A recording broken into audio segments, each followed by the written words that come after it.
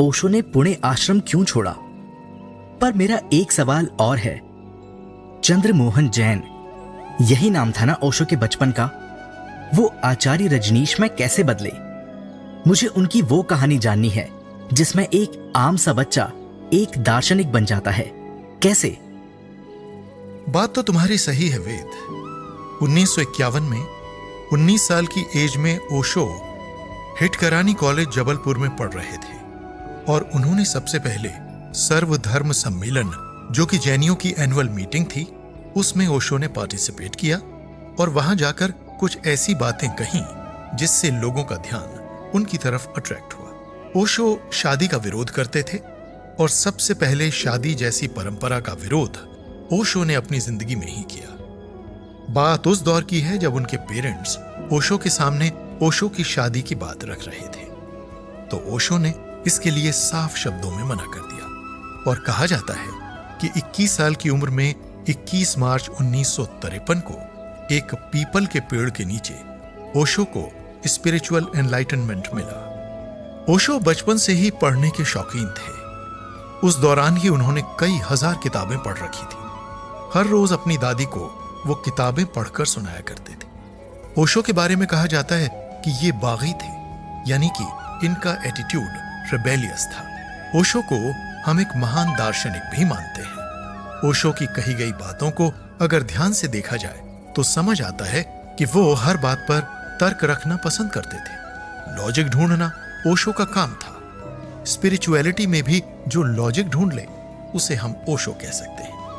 और किसी भी बात को, चाहे वो कितनी भी कंट्रोवर्शियल और समाज से हटकर सोच रखने वाली क्यों ना हो, ओशो पब्लिक के बीच में भी उसे बोलने से नहीं कतराते थे। ओशो का एक स्टेटमेंट था कि आप अपने घर में रहते हुए, अपनी गृहस्थी संभालते हुए अध्यात्म को हासिल कर सकते हैं, स्पिरिचुअलिटी की ओर निकल सकते हैं। आप कर्म करते हुए सन्यासी बन सकते हैं। और एक तरह से देखा जाए तो गीता में भगवान श्री कृष्ण ने भी यही कहा है। उन्होंने सब कुछ छोड़कर सन्यास लेने वाले सन्यासी से ज्यादा कर्मयोगी का महत्व बताया।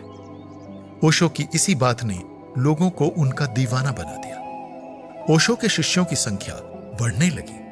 उनके फॉलोअर्स के नंबर लगातार बढ़ने लगे। ओशो ने सती प्रथा पर भी बहुत सारी बातें कही थी। इस तरह के ट्रेडिशन का विरोध किया था। इससे भी लोगों का ध्यान उनकी तरफ बढ़ने लगा था। बताया जाता है कि ओशो बहुत ही कम उम्र में अपनी कॉन्शियसनेस पर काबू पा चुके थे।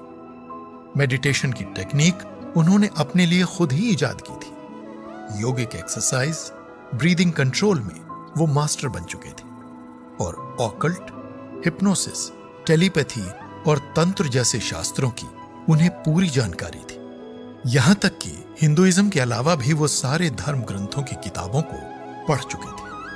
इसके बाद भी ओशो ने कॉलेज में फिलॉसफी की पढ़ाई की।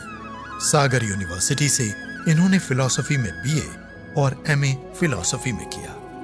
ओशो यूनिवर्सिटी गोल्ड मेडलिस्ट रह चुके हैं। इसके बाद ओशो ने रायपुर संस्कृत कॉलेज में प्रोफेसर की जॉब की। पर वो कहते हैं ना कि हमारी इंटरनल नेचर कभी नहीं बदलती। ओशो दार्शनिक थे। रिबेलियस एटीट्यूड उनके अंदर कूट कूट कर भरा था। वो लॉजिक ढूंढने में पीछे नहीं रहते थे।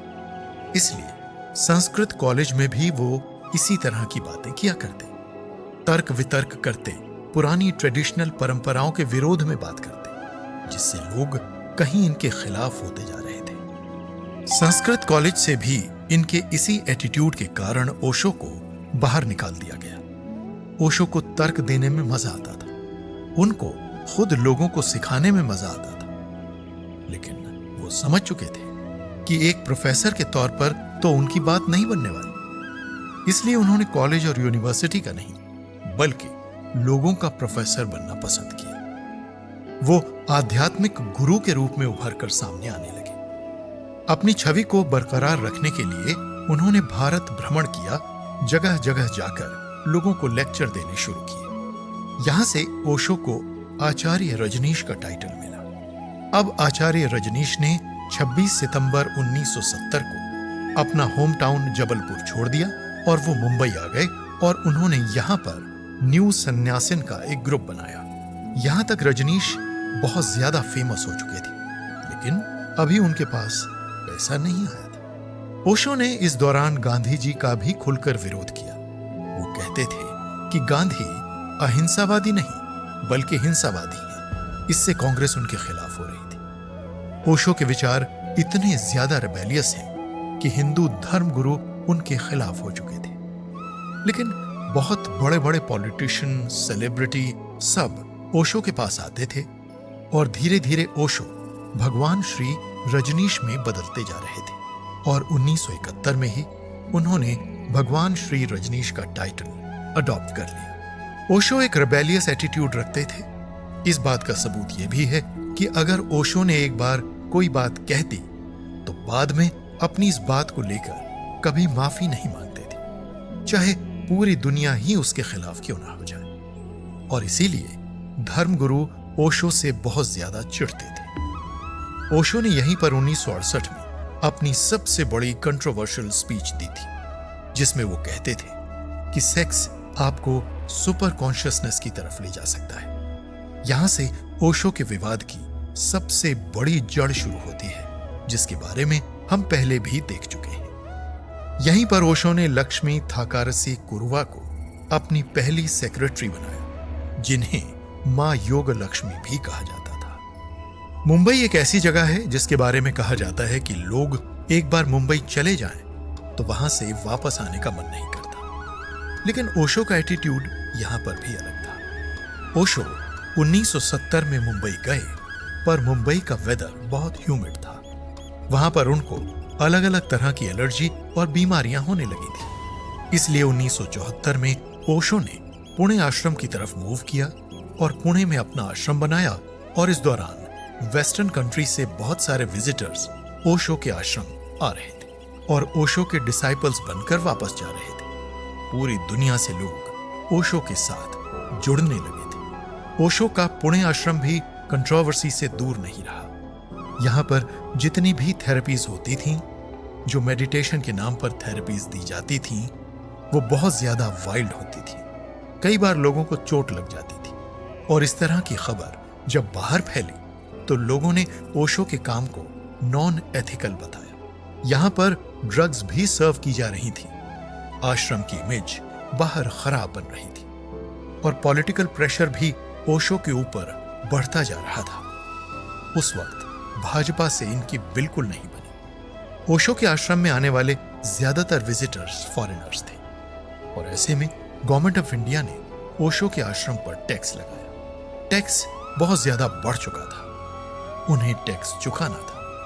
साथ ही उन्हें आश्रम के लिए जमीन नहीं मिल रही थी। इसलिए ओशो ने अपनी सेक्रेटरी से कहा कि एक बहुत बड़ी जमीन खरीदो, चाहे भारत में हो या भारत के बाहर।